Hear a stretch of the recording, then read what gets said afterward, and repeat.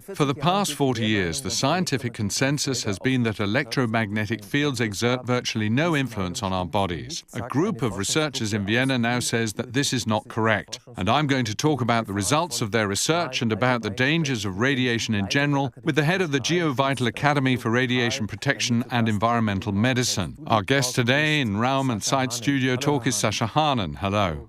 Hello, Mr. Stein. You're not only the director of this academy, but you've been working very actively on this issue for many years.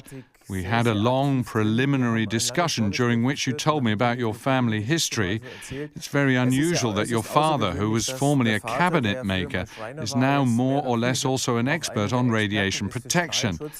Could you perhaps briefly describe for our viewers how you came to focus on this topic and make it into your full-time job? Well, in the beginning, we didn't really have anything to do with this issue. There was a young family in the early 80s, who moved from the Rhineland down to Lake Constance. They were working, renting a home in a beautiful area, and in 1982, the mother got cancer for the second time. She'd first had cervical carcinoma, a uterine cancer, and then breast cancer as well. She was 32 years old at the time, and the doctors in Tettnang who were treating her said that there was nothing more they could do, that she had roughly 6 months to live and she should get her affairs in order. I was about this big at the time. That was, of course, a huge shock for our family. But look, our family, we've always been sailors. And I believe that's what saved us in the end. Because when you're in the boat, somewhere out there on the Atlantic, and something breaks or malfunctions, you don't have your workshop available, you don't have any spare parts, you have nothing, and nobody to help you. You have to see how you get things fixed with the things you have available on board. And Dad tackled the problem with precisely this mindset, emptied his bank account, withdrew 50,000 Deutschmark from the bank. That was a lot of money. Back then you could buy a flat for that. And as a private person, he held a cancer symposium at Montfort Castle in Langenhagen. He put the money on the table and said, so, the scientist, the engineer, the doctor who comes to me with the best idea can take this money for his research. What do you mean by symposium? Had he invited medical specialists or experts? Exactly. He rented Montfort Castle, said, look, I want to hold a symposium. He called and wrote to specialists and experts accordingly, said, look, would you like to attend? This will be a very interesting gathering. He also briefly explained to them what it was all about, and... With the intention of saving your mother? Exactly. Well, as far as saving Mother, it was simply the subject of cancer, what options were available for cancer treatment, what the latest research showed. And it was simply, he felt he needed to take action. That's what it was really all about.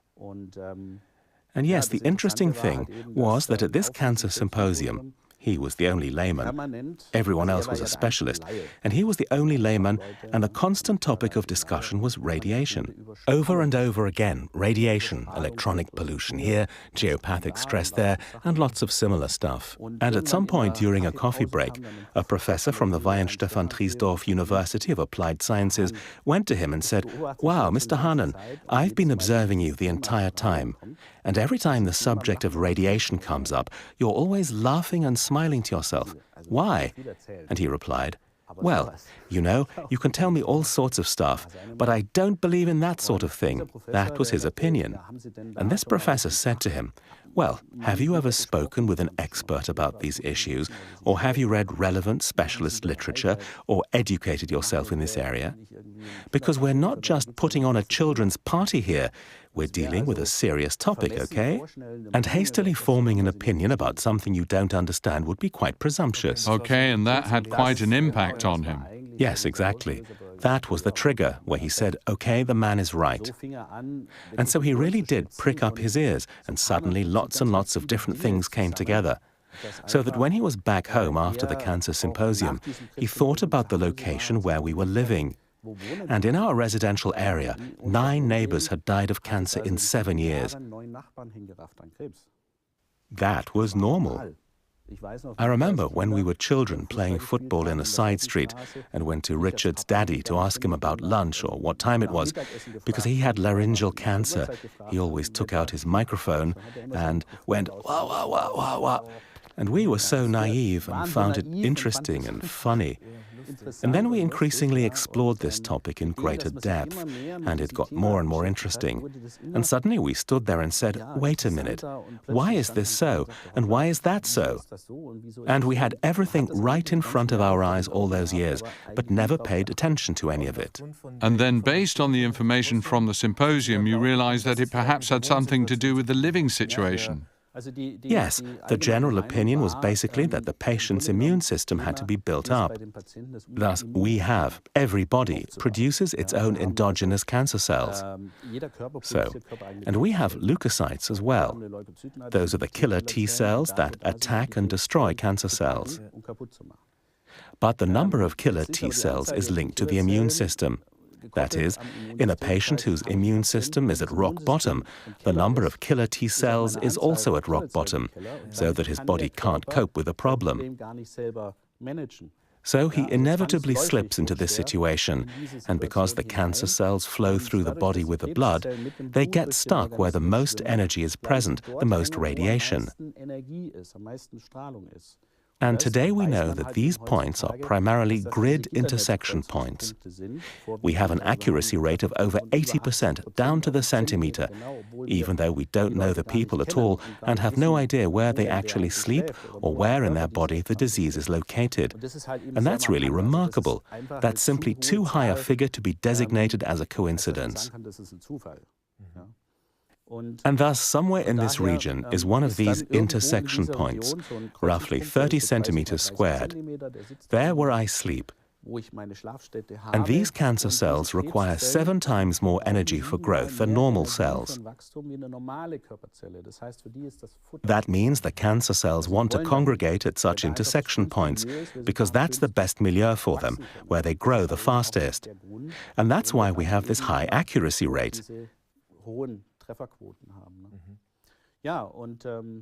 So both your parents are still alive? Yes. You've obviously found the right treatment or the right approach to the problem. Was that the beginning of a complete reorientation of your father too? Well, for one thing, we got in touch with Dr. Erich Klemke, who was conducting trials on a drug named tumosterone, which hasn't made it onto the market to date, which actually would have been relatively... He was a very ambitious man who had good ideas, but let me put it this way, he was silenced. And those who did so tried to sweep the subject under the carpet. We'll leave the question of the intrigues going on in the background open.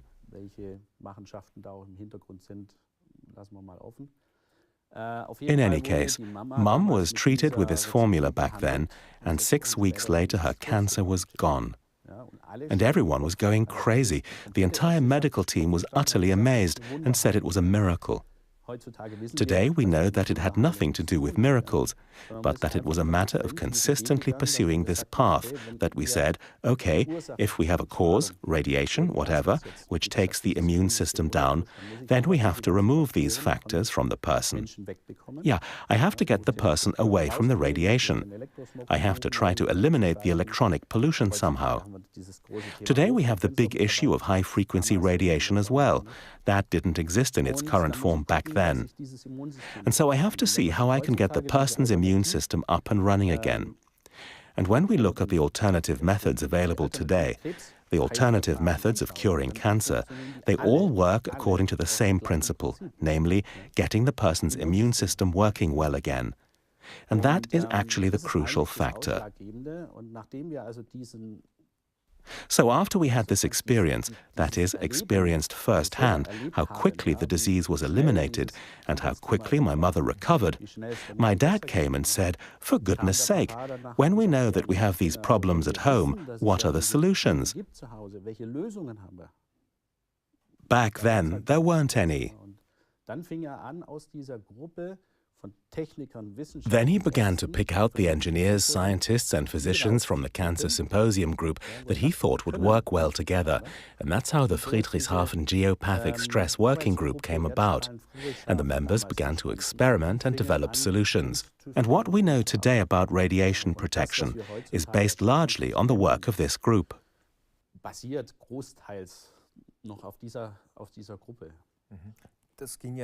Things got really interesting after that. In the meantime, you founded an academy, the GeoVital Academy, based in Germany and now global. You mentioned a branch in Australia. Yes, we've been teaching about this subject for 33 years now, because we believe it's too important to keep hidden. Basically, everyone can and should understand what it's all about.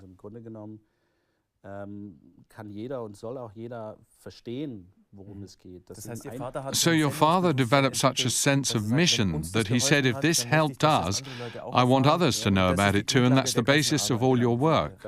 Yes, that's exactly it. That the experience we gained over the years needed to be shared with everyone. And the interesting thing is that we not only have the physicians and construction experts, that is, those who integrate biological and ecological principles in construction, architects who do the planning accordingly, tradespeople who implement the plans, and so on. But the interesting thing for me is that 50% of these seminar participants and former patients for whom we did home and bedroom radiation assessments, who originally stood there and said, "What is all this? Wait a minute." They experienced it themselves for the first time. So a real eye-opener for them. Exactly. We have these measuring instruments with which we can show people what the actual problem is. And until they've seen and heard everything for themselves, it's not tangible. But when we do the measurements and show them the results, they immediately say, "Oh, we need to do something about that." Now they're beginning to implement their solutions, and every house is different. There's no one-size-fits-all solution. The question is, how was the house built? With reinforced concrete, brick, wood components?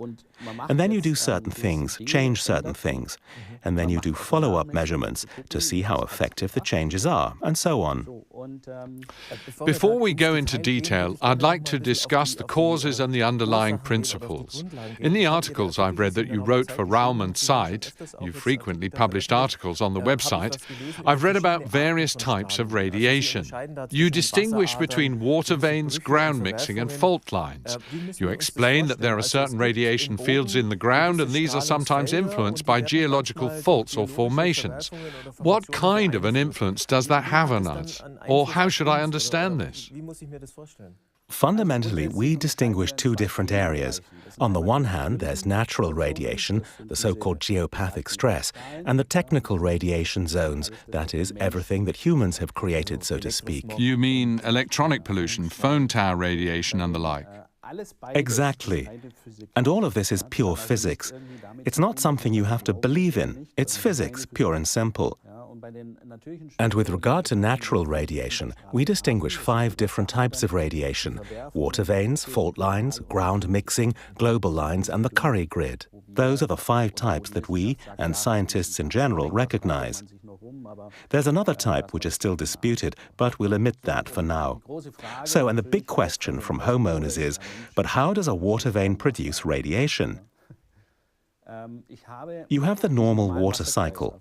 Water evaporates, a cloud forms, it rains, the rain hits the earth and seeps into it, collects there, and then the cycle is repeated.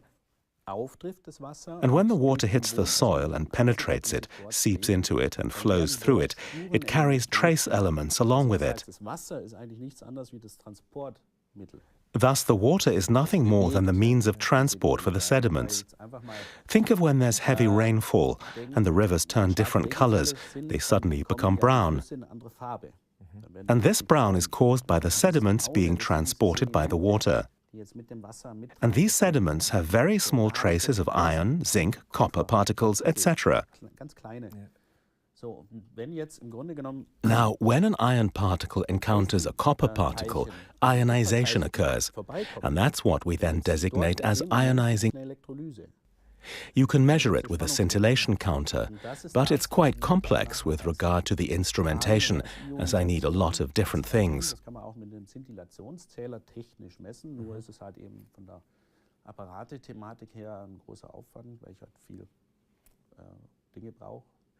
Isn't it an incredibly small amount when something seeps out, or do you have to have a huge current at least 1 meter in diameter flowing beneath the house? Well, a water vein isn't deep at all, but rather broad. There are water veins that are on average 1.5 to 2.5 or 3 meters wide, but only 1 to 2 centimeters deep. The water seeps through to an impermeable layer and then flows across that. Okay. So, if I've understood you correctly, there really is a measurable value or a certain number of atoms and ions that move through such a water vein, and they can be physically measured? Yes, that's right. For example, I'll keep this very simple, just to give you the basic idea. Think of a person traveling in a balloon. Now, when the envelope of the balloon has a positive charge, it's made of a certain type of nylon, and it travels across a large river. And this river contains stones and such things. And this radiation that's generated by the water friction, by these elements, would also be positively charged. Then the balloon comes along, and there's something like an invisible barrier. And if things go wrong, the positively charged material meets the positively charged barrier, and boom, the balloon is stopped in its path. It can't continue on because of this invisible barrier. Every ballooner knows this. And our ballooner will just have to wait until a gust of wind pushes him past this obstacle. Or he has to turn up the burner a bit so he ascends? That's interesting. There are lots of things in everyday life and in nature that we consider normal, but when you think about why something happens, how it occurs, the underlying causes, etc., there are lots of cross-links. So in the first step, we understand that there are certain natural forms of radiation, but how do they affect us? What's the connection?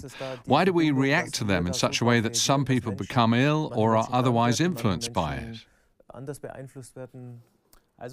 There are two groups of living beings in nature, radiation seekers and radiation avoiders. Cats like radiation, dogs don't, ants do. We humans are radiation avoiders. And in ancient times, when we lived in good caves and slept on our bundles of straw, we didn't have this specialist terminology yet. Back then, people ascribed their problems to bad dreams or evil spirits. And then they picked up their bundle of straw and tried out various places. And if the new place wasn't any better, they tried out other places in the cave, until they said, "Oh, that feels good here, I'll stay here." And today, of course, you can't really do that, because the layouts of the houses are all planned in advance, so that the architect specifies where your bed goes. And most importantly, which direction it faces. Wall socket on the right, wall socket on the left, boom, that's it. So those are all influences that we can no longer change. That means that my patient ends up lying there over the next 20 or 30 years. That's why we always recommend taking 2 or 3 hours with an expert before you build your house or move into a new apartment, and doing all the measurements, taking these into account and planning accordingly. That saves a lot of grief. I see. I bought a house 10 years ago, and I'm now thinking about whether I should perhaps have done that back then. But we're getting there. We have an appointment to do the measurements in the near future. So, is there a particular connection between illnesses and the type of radiation found? For instance, if someone is sleeping on top of a water vein, does a particular illness occur more frequently, or does that depend on the individual person? There's a list of various types of symptoms that can be ascribed to certain types of radiation. As I mentioned earlier, these different grids that cause things from degenerative cell changes at certain points to cancer, which would be the final issue then, the last stage. Water veins attack the soft tissues, cause varicose veins. That's very striking. You've got a water vein running underneath the bed, a boundary zone of sorts. And the people who moved into the house 5 years ago tell you, you know, since we moved here, I've had problems with varicose veins, which I never had before. And then there's the special issue of geological faults. Some of these originated in the Ice Age. The Earth is structured in different layers. Look at an avalanche or a mud flow. It takes its material from every layer with it when it moves, and when it slides downwards, everything is all mixed up. We in Austria look out the window at the mountains every day. Everyone is aware of this phenomenon. And when I go to visit a farmer there, he knows exactly what I'm talking about. And of course, we also have faults caused by two glaciers meeting, one from above and one from below. That's how the Alps were formed. And naturally, the glaciers ground up all sorts of material beneath them as they moved over time. No idea how many tons such a glacier weighs. But everything is ground down as if someone had taken sandpaper to it. And the end result is once again various trace elements, iron, zinc, copper, mixed up with each other. Most people who've had amalgam fillings in their teeth, who've enjoyed a piece of chocolate while watching TV in the evening, are aware of this. Let's say there was a small piece of aluminium foil still attached to the chocolate, and they bite down on it. What happens then? Very strange. There's a hiss. It's a very uncomfortable feeling. Wow, because at that moment, when the piece of aluminium foil and these various metals in the amalgam alloy meet, current flows immediately. The fine receptors around the tongue naturally detect this, just as when we, as children, wanted to know whether the 9-volt block battery still had power and tested it against our tongues. And precisely these processes take place in the ground. That has a huge effect on your bones and joints. Most people come straight out and say it creaks here, it crunches there, it hurts here, and so forth, you know? We've also investigated cases in which people have Bechterev's disease. Those are the ones who no longer see the sun. That sounds disparaging, but I don't mean it that way. I use the phrase because you can immediately understand what I mean. These people have a degenerative disease of the spine and a severe spinal curvature. You often see older people all bent over like that. They often don't live very long. When they're 40 or 45, that's quite old already. They just don't live very long. Now it would be interesting to see. The person would have to have lived forever in the house. That is, we were unable to examine people who'd moved in the meantime. But the interesting thing was that we didn't have a single person with Bechterev's disease living outside of a strong fault zone. Those sorts of things we found very interesting. What I absolutely want to emphasize here once more is that we aren't just talking about some abstract theories. You've been doing this research for decades now, for roughly 30 years, since the 1980s. You've done the measurements in tens of thousands of houses, and I assume that you've also had thousands of participants in your courses. That's a lot of physical evidence we're talking about, not just some esoteric belief that's just cropped up. We're now up to more than 300,000 shielded homes, and we've measured more. But there are now 300,000 shielded houses. And for us, it's always very important that when you look at this market, when you Google your way through the internet, you can buy a place here, buy a place there. I always tell people to stay away from the internet.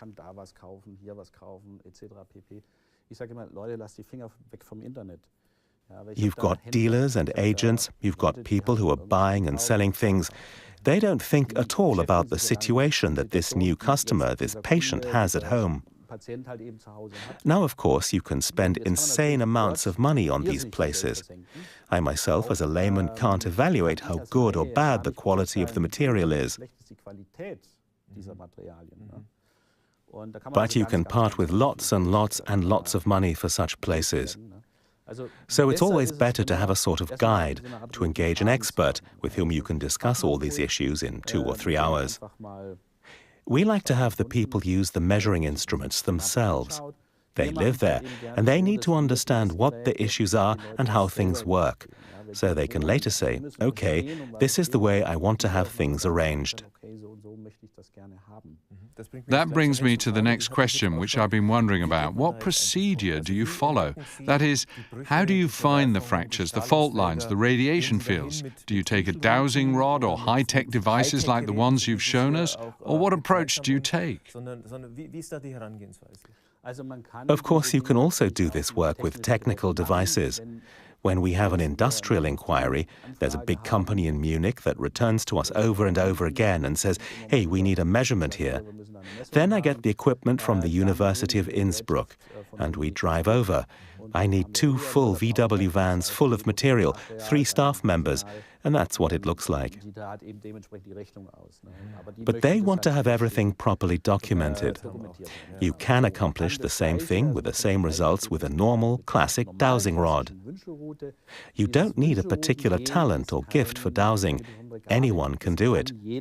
Everybody can use a dowsing rod, and we show people how to do it in our seminars. It's like riding a bicycle. So when I now say to you, I'm going to send you into the African bush with your bicycle, you can ride a bike. I learned it once, yeah. So, and now you have someone and show him, look here, you have a mountain bike. You can get on it and can cycle 100 miles through the jungle. He'll look at the bike and lets go of it. What happens? It will probably fall over. It will fall over. He'll never believe you when you tell him he can ride it. Why not? Because he doesn't understand how it works. And it's just the same with dowsing. If nobody is there to show you how it works, it might as well be a book of 7 seals. Well, in the media and in recent decades, that's all been relegated to the area of esotericism.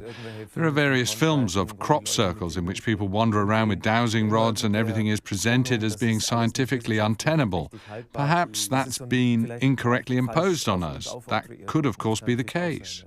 What's very important is our test measurement circuit in the Bregenz forest in Austria, a GeoVital measurement circuit, and I see these things.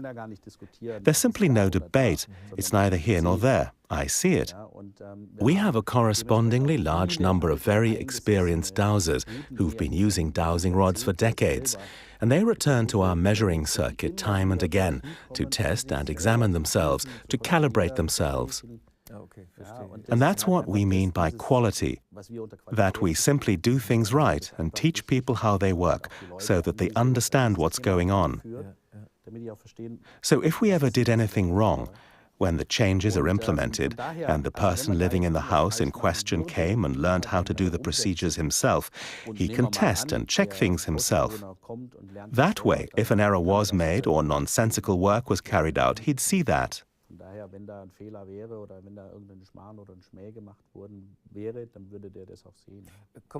Let's go back to the homeowner. So you arrive for an appointment and say, okay, let's have a look at the whole thing, and you give the owner the instrument. What happens then? Is every house, every room examined first for radiation, and then you find out that a particular situation exists that's not so good? And then? Does the person have to relocate his sleeping area to the living room, or what's the solution? Usually, the questions most frequently asked of us are, can you send somebody out, and how much does it cost? Then you have to differentiate a bit. If I bring in a building biologist, that can get relatively expensive, whereby the cheapest are around 400 euros and the average fee is 600 euros. I've also met some who charge 1,000 euros. So you could conceivably go on a nice short holiday for that. Yes, it adds up quickly. You also get a big long report you could use for a doorstop that nobody actually understands. We looked at all this very early on and said, no, that doesn't work. We need to change that. We focus only on the bedrooms. I'm not interested in the kitchen or the living room, unless the client insists on assessing those areas as well. We concentrate on the bedroom, as we spend 8 hours a day sleeping in these 2 square meters, which we don't assess separately. That's very important, because now the radiation has time to act on the body at certain points. That's important. During the day, you're always in motion, moving into and out of the radiation zone, but not when you're sleeping. So the focus is on the bedroom. We charge €75 net internationally, whether you live in Australia, where the price is converted into Australian dollars, or elsewhere, per bedroom measured. That means when a bit of travel time is involved, that you'll pay €110 or €120 to have one bedroom assessed. And that's arranged in such a manner that even grandma with a small pension can afford it, because this issue is simply that important. We generally spend 2.5 to 3 hours at the client's place. We take our time, avoiding stress. We approach the issue slowly and carefully. First, we obtain a general overview, go through with the measuring instruments, and make sure that the people get a feeling for what we're doing. We do the dowsing to show them where there are water veins, global lines and grids, and so on. You can also see, for example, whether one of the residents of the house can go through using a dowsing rod. It's very simple, a very easy form of dowsing. If that works, we invite him to follow the path that I took and have him look to see whether these things converge, and he can monitor me.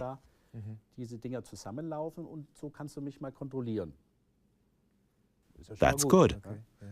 Then we look at the issue of currents. And that's when things really get interesting. We give the resident the measuring instruments to try out for himself. They're very easy to use.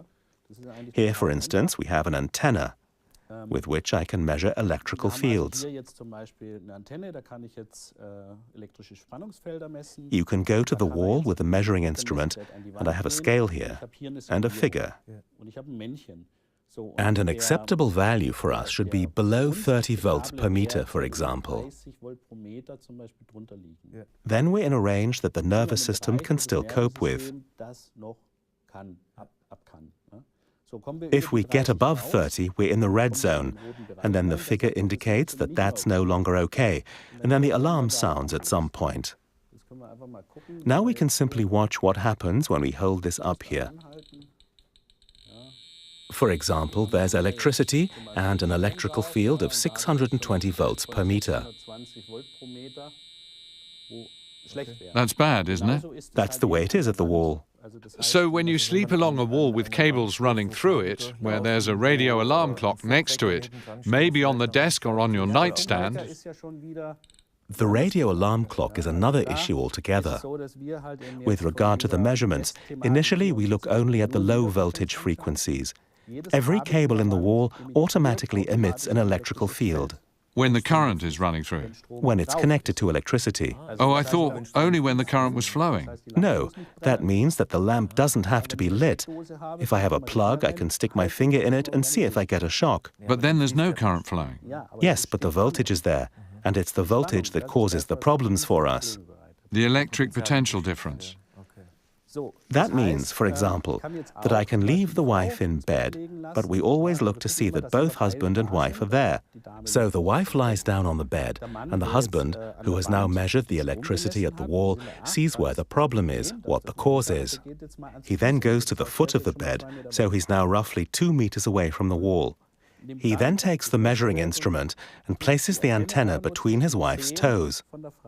And then we read out the level of the alternating current voltage in her body. And when the value is between, say, 600 and 700, that means that the person is practically sleeping through the night with her fingers in the wall socket.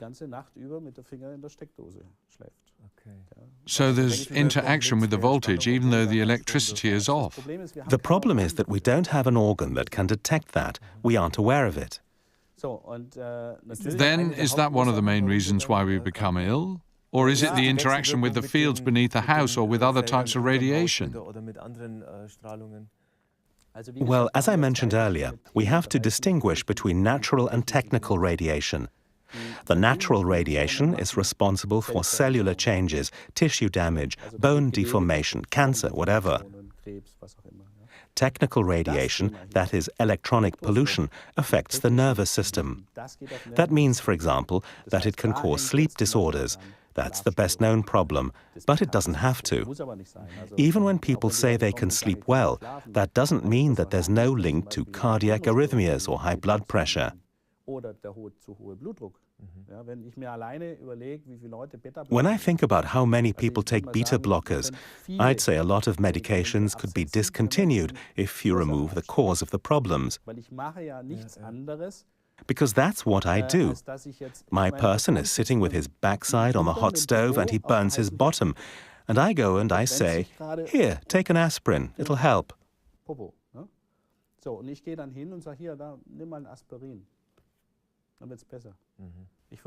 I'm attempting to switch off the electricity through chemistry, which doesn't work. It's more logical for us to find out where the problem is coming from. Let's play around with the fuses a bit and see what we can do. And then all of a sudden he notices, hey, it's gone, that's great. And we can also use things like circuit cutoff switches. Those are little parts, not too expensive. I think they cost around €150.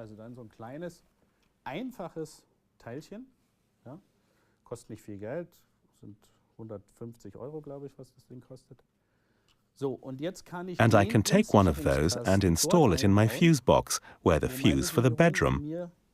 A technician has to do that. Right, an electrician has to do it. And the circuit cutoff switch monitors the line. This means that when it sees that the lamp is on, meaning the person living in the house turns on the lamp, it says, "Oh, he wants to read," and sends the electricity through. A half hour later, the person turns off the lamp and the switch sees, "Oh, now he wants to sleep," and shuts off the electricity. Does it work by using resistance measuring? No, what the device does is it sends about a volt into the line. And when the electricity that's always in the line, the control current, doesn't come back, it notices, oops, someone needs electricity, and it turns on. It's really important to... You can make a lot of mistakes with these things, with the circuit cutoff switches. One way is by installing a circuit cutoff switch without taking any measurements.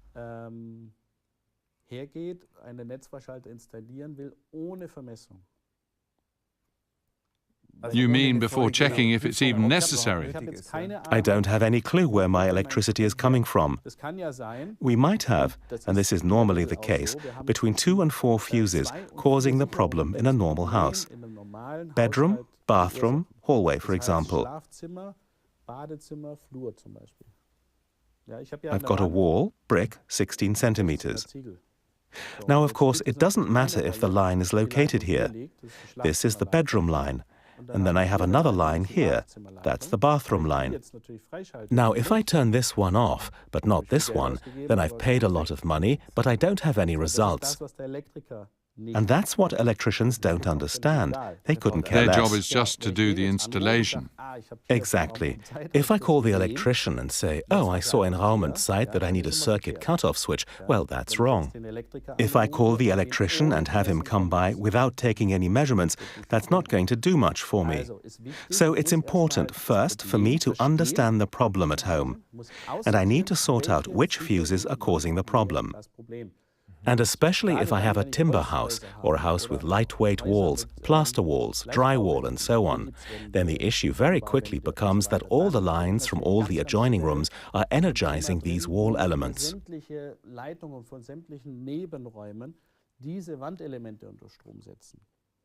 So that means that maybe I have 20 fuses in my fuse box, and now all of a sudden I have to remove 16 or 17 of them to fix the problem.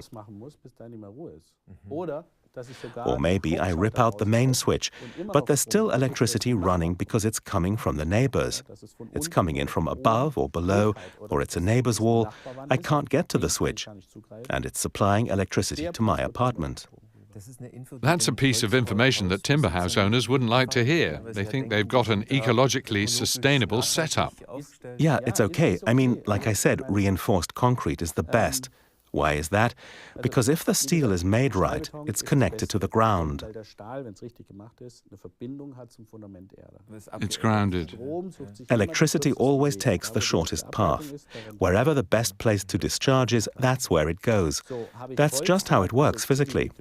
If I have a timber mat, well, brick is mediocre. If I have a timber structure, that's where most problems arise. Why is that? Timber is hygroscopic. It's a bad conductor. That means the electric field sits on the surface and can't go anywhere. As a person, when I get close enough, even a meter away is close enough, I become inductively coupled with the electric field. The electricity jumps to me because it sees, oh, I can discharge more easily through the person. And so these people are constantly standing in an electrical flow.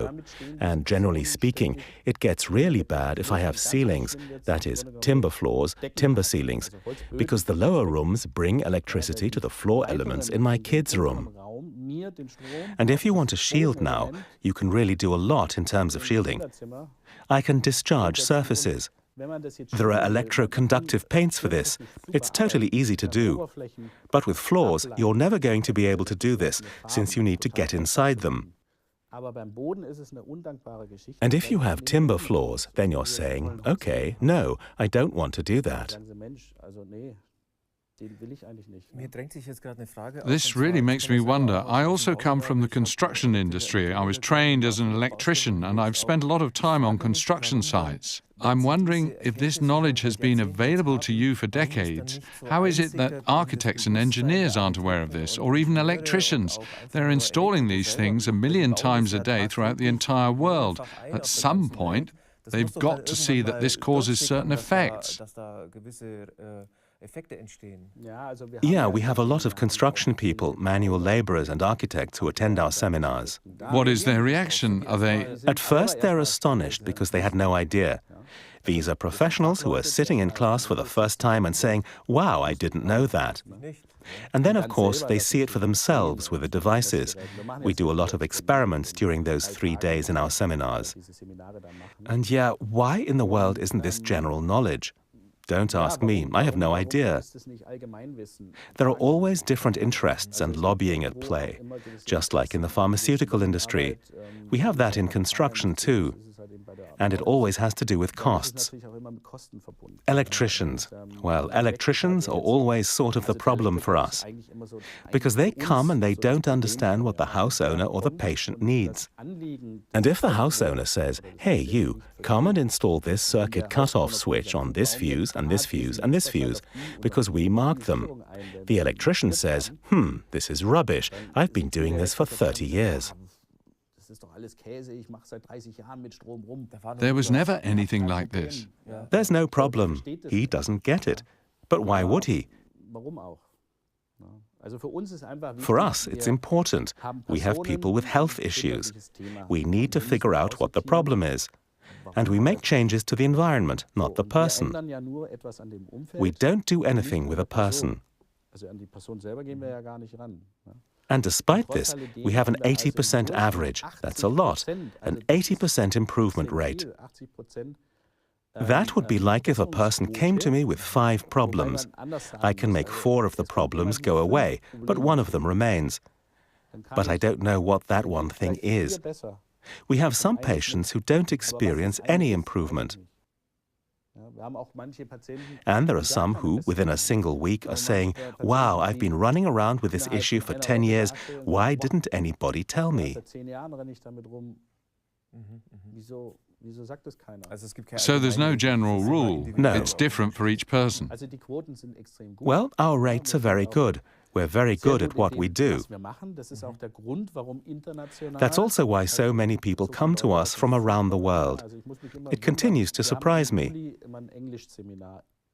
Every July we hold an English seminar in Sulzberg.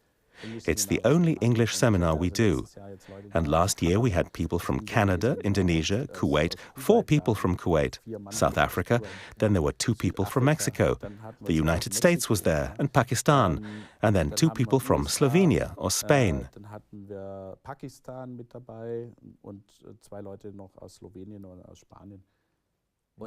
Yes. Awareness is growing. People are starting to wake up to things like this. There's another topic I'd really like to discuss with you, which is also very important when it comes to radiation. On the way here yesterday, I saw an interview from Hagen Grell. He was interviewing Professor Spitzer about digital dementia and the dangers of mobile phones. The interview really dealt more with what happens to children in terms of haptics when they don't learn how to touch, but it also dealt with radiation pattern itself. And this is an issue which has been on my mind for years now, the underestimated danger of mobile radiation. I was visiting a friend in Munich recently, in Schwabing, and I opened my laptop and asked, "What's your Wi-Fi called?" And I saw in the list in my computer that there were 25 Wi-Fi fields that he could connect to in Schwabing in his rental flat there on that block. And then I thought to myself, what difference does it make if he turns his modem off at night? There are 24 other fields bombarding him at all times. Is it possible to protect yourself from this type of radiation, or do you simply have to put up with it and hope for the best? No, high frequency is a big issue where we actually have no idea what kind of avalanche is coming at us.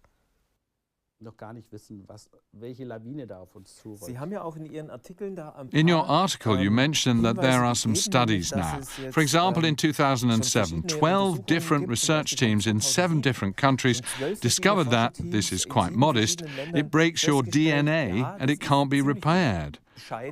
I saw that once on Arte. A scientist was saying we've conducted hundreds of studies now. All of them show that this is bad. How many more should we do? 2,000? 5,000? Where's the pressure coming from? Is the lobby so big that they overshadow everything else, like before with X-ray and asbestos? Well, for one thing, lawmakers do issue thermal limits. So, how strong scintillation has to be for a person to experience burns or other effects at the cellular level, those are legal limit values. But it's complete nonsense, of course. We work with unofficial limits. They're nowhere to be found in the law.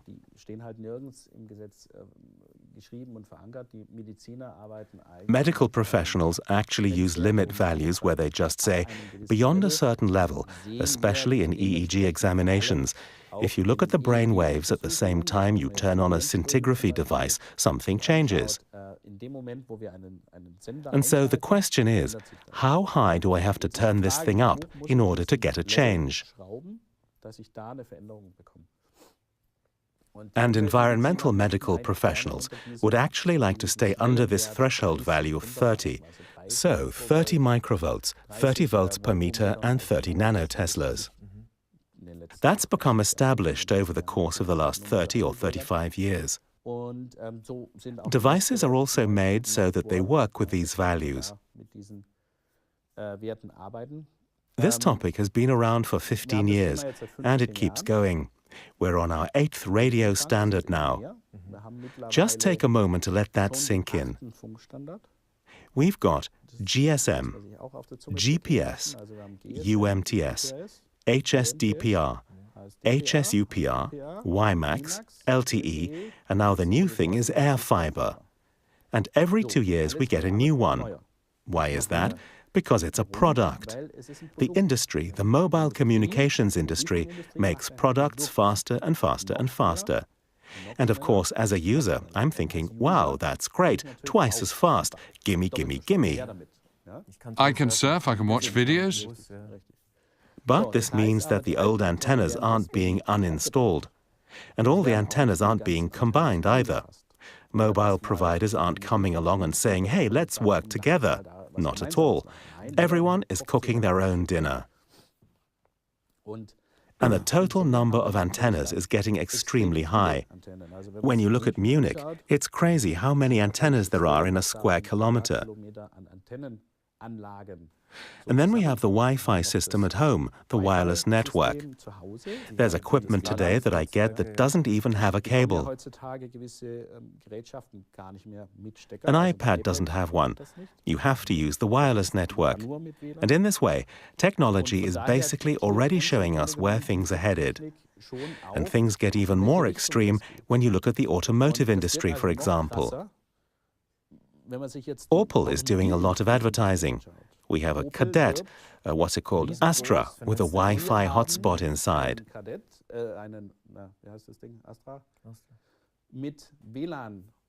BMW is doing the same thing, Mercedes too. That way the kids can surf on their iPads in the back while Daddy just drives along. Railway companies are doing it all over the place. Long-distance buses, all of them, they all advertise Wi-Fi. Yeah, I have a Faraday cage. This means that what I have in the car is, I'm building my own microwave.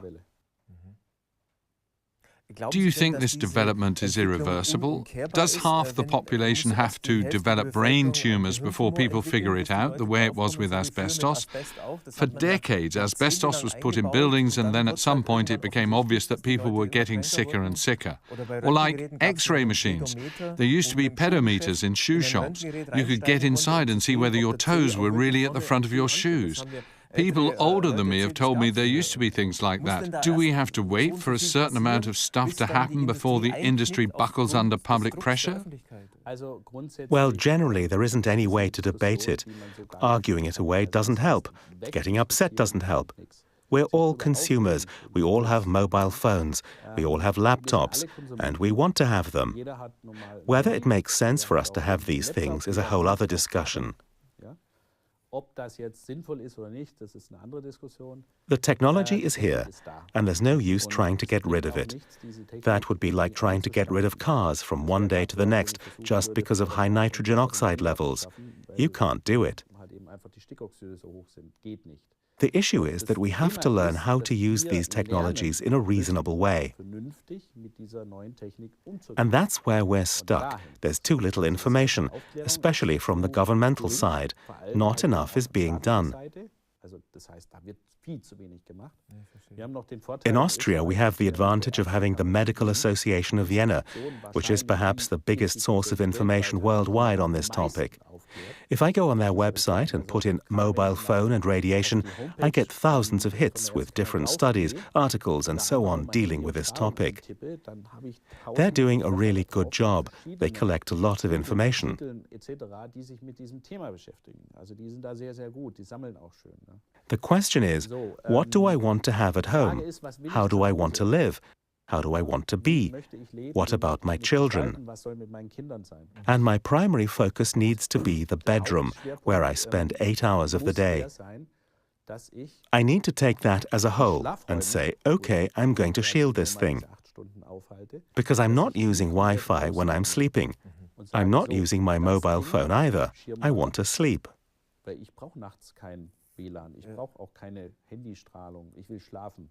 Restful sleep. Exactly. I don't want to be on the phone all night. That means the phone can go. And I can go and create a Faraday Shield in my bedroom. There are shielding paints for this. I'm telling you, it's actually really easy to do. It's a carbon-based, dark grey black paint with graphite in it. The only thing you have to look out for is the quality, how much it shields. There are big differences, and you have to pay attention a little. So then I paint my bedroom black on Saturday and then white on Sunday, and the job is done in a single weekend. So my choice is 20 more years of the same or a weekend of painting. So there are relatively easy ways to block it out. Very easy ways, but you have to paint all 4 walls and the ceiling. You have to make it like a bell jar. At mine, if we were at our place, that would be something of a challenge. I have a slanted wood ceiling above my bedroom. So that's interesting. Of course, now I'm looking to the future. Are you hopeful? Do you think we'll get our act together on this issue? Or will more and more people develop the same problems?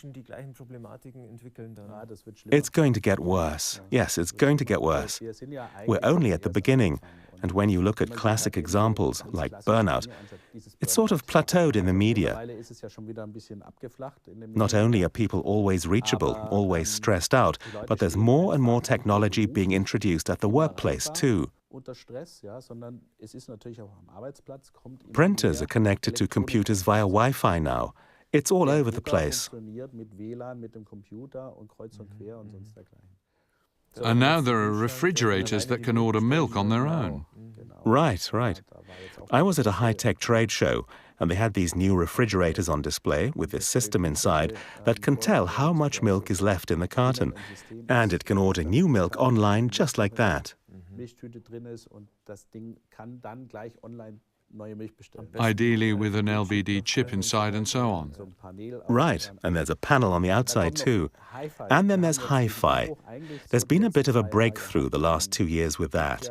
There are, how should I put this? Today, if you go to buy a stereo system, you actually have to look to see if there are cables connected to the speakers. instead of Bluetooth or something else. Otherwise, it works wirelessly. Like I said, this whole wireless thing, just so we're all on the same page here, we're talking about microwaves. That's high frequency, microwaves. It's like I'm building my own microwave to live in. If you have a cat at home and your cat comes in out of the rain, you don't throw the cat in the microwave to dry it. You don't do that, right? Some people have tried that. I think this is a thrilling topic. I'm excited to see how everything develops. Thank you very much for the very informative discussion. I'm looking forward to seeing how things go in my situation. Maybe we'll produce a small making of. I'm excited to see what happens. If our viewers want to get in touch with you, how can people get information? How can they reach your academy? It's actually really easy. You can go online to www.geovital.com. Everything is right there. There are also lots of, well, there's a button for news and articles, which contains lots of reports on the types of things we've been talking about here today. Really interesting stuff. And if you prefer to read in English, there's a British flag which takes you to the English site with our other schools. We've got one in Melbourne, Australia, one in Hastings in England. Then there's one in Oman, in Muscat for the Arab countries. We're starting in Los Angeles this year, which is very complicated. But this is how we keep things growing. And the English site is so much bigger because there's so much more input. There are lots more videos too, tons of stuff, experiments you can do, how-to guides, how to do shielding, and so on.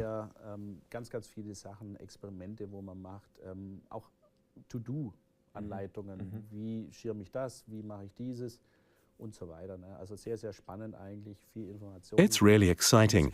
There's so much information you can get. You can also call us in Austria and ask if there's someone in your area who might have time to come by. We have round about 400 geobiologists. You just have to see who's next in the queue, if they have time or not, who's doing what. I've also brought something along with me which might be of interest to viewers. Since everyone has a mobile phone today, this thing is really great. A while ago, we made this mobile phone pouch. This is the Faraday Shield I was talking about, the same thing we do with the bedroom. Now, when I put a phone in here, I can test it out. Try to call the number.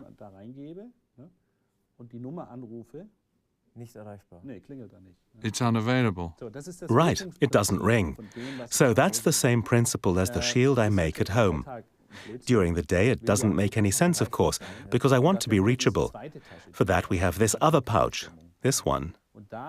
And this one doesn't have a shield. And I can put my phone in there. I actually keep it in there all the time, so that I have some amount of protection. And when I get a call, I take the call, turn the phone over, push this back.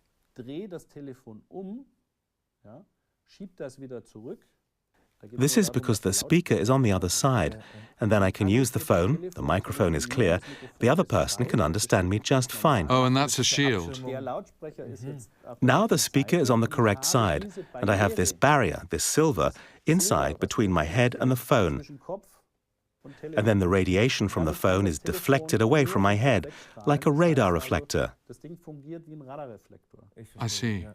And if you imagine, phones, smartphones, can sometimes have 35-watt peaks. You can heat a glass of water with that. And we can get radiation through the skull, a good 2.5, 3.5 centimeters, all the way through to where your eyes are. In den Bereich vom Auge schaffen wir das da hinein. And with kids, when I see boys and girls today, for hours at a time with those things. It's practically glued to their heads. They make your ears warm. That's the thing. Microwaves actually heat up your tissue. Also da wird, wie bei der Mikrowelle, wird halt das Gewebe erwärmt.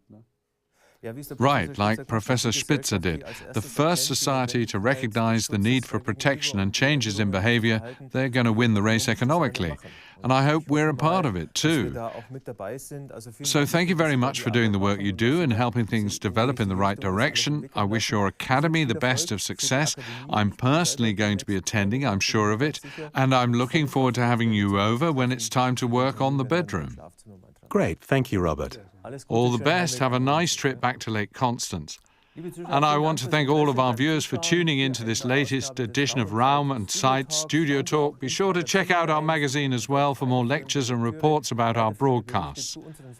Thank you. Until next time.